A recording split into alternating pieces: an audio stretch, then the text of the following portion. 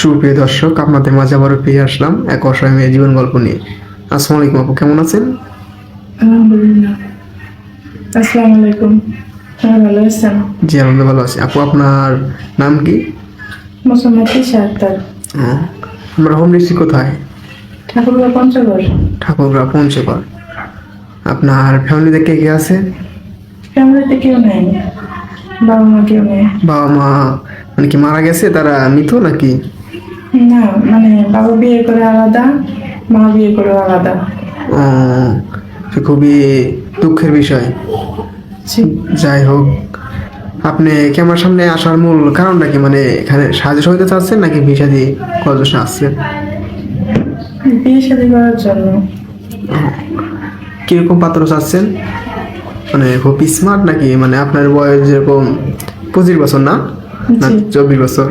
24-25-এর মধ্যে। ও, তো আপনার বয়স 24-25 বছর। আপনি কি আপনার বয়সে মানে সেম বয়সের স্মার্ট চাইছেন নাকি কম বেশি হলে কোনো সমস্যা আছে নাকি? না, আমার থেকে একটু বেশি হলেও কোনো সমস্যা নেই, কিন্তু সেজন্য একটু ভালো মনের মানুষ হয়।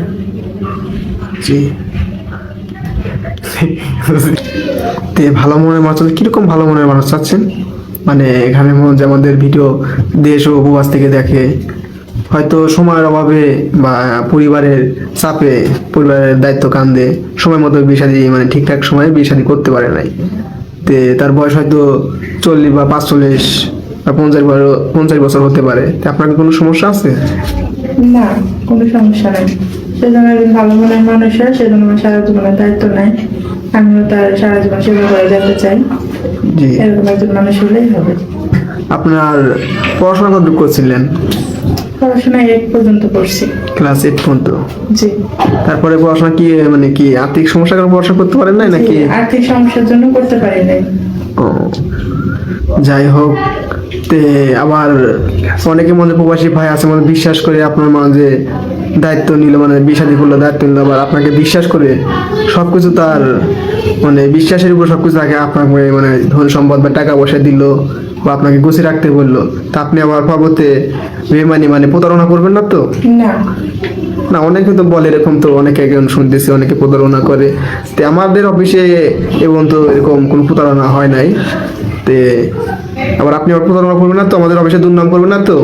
না, এরকম কিছু হবে না, একবার বিশ্বাস করে দেখেন। জি। তে একটা মানুষের 2-4-5 মিনিটে তার জীবন গল্প বলে শেষ করা যায় না দর্শক। জি।